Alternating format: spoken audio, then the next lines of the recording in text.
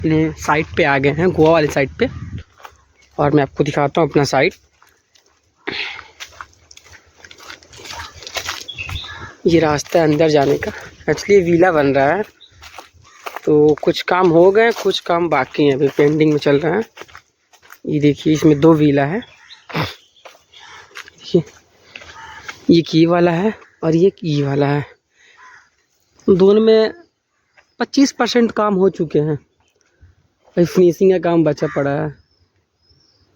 और ये पार्किंग वगैरह है और ये अपना गार्डन है। ये सामने जो दिख रहा है गार्डन है। मैं आपको दिखा रहा हूँ एक और अच्छी बात, गार्डन के जस्ट पीछे ही ना बीच है। मतलब यहाँ आपको हर जगह बीच ही बीच मिलेगा, कोई बड़ी बात नहीं है इसके लिए।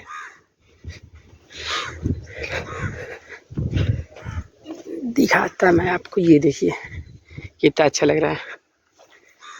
और नज़दीक जाता